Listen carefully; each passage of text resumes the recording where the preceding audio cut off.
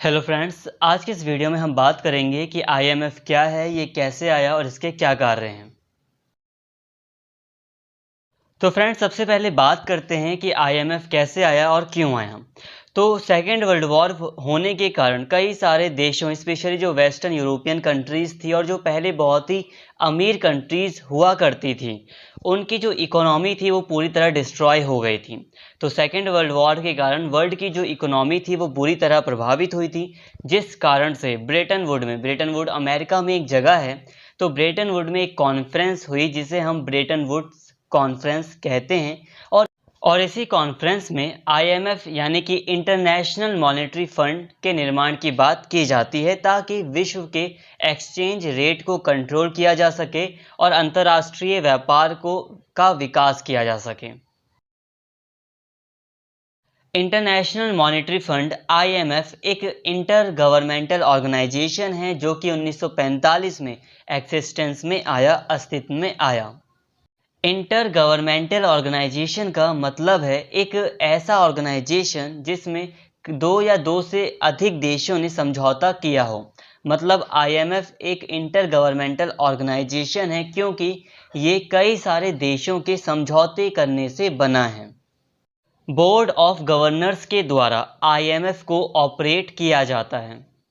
ये board of governors प्रत्येक जो इसके सदस्य देश हैं उनसे एक गवर्नर्स और एक वैकल्पिक गवर्नर, जो अल्टरनेट गवर्नर होता है, उससे मिलकर बनता है।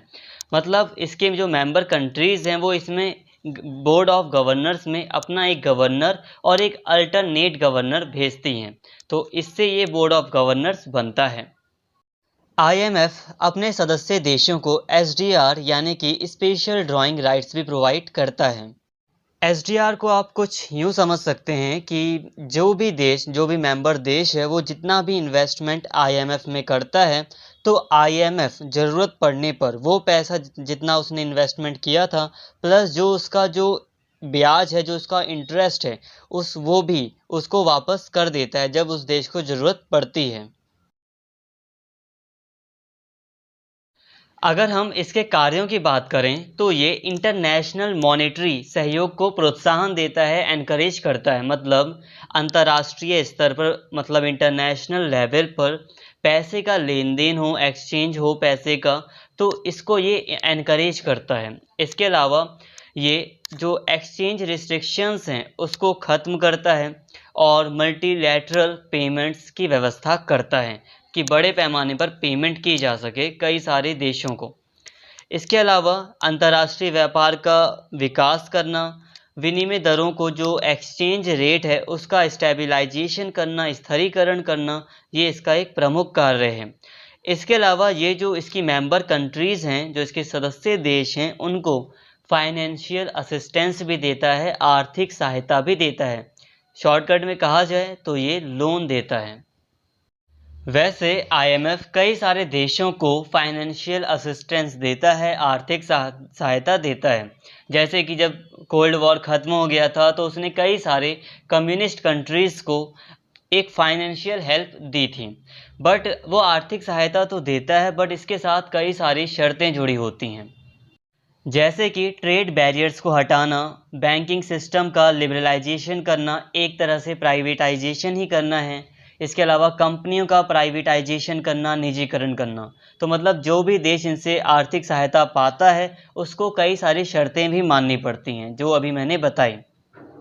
इसके अलावा अब आईएमएफ में ये एक ऐसा सिस्टम है कि जो भी देश जितना ज़्यादा इन्वेस्टमेंट आईएमएफ में करता है उसकी पोजीशन उतनी ही बड़ी मानी जाती है, उसके पास उतने ही ज़्यादा अधिकार होते हैं।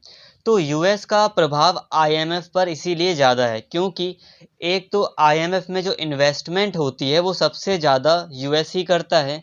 इसके अलावा जो डिप्यूटी चीफ हैं, डिप्यूटी मैनेजिंग डायरेक्टर्स हैं, वो भी यूएस के ही हैं। मतलब एक अमेरिकी ही वहाँ का उप प्रमुख है, उप प्रबंधक निदेशक है। तो इसलिए ऐसा माना जाता है और ऐसा सही भी है कि आईएमएफ पर यूएस का प्रभाव है। इसलिए इसकी आलोचना भी की जाती है कि जो ये आईएमएफ है वो एक जो पश्चिमी देश हैं, जो वेस्टर्न कंट्रीज़ हैं, उनके डेवलपमेंट के लिए ही है।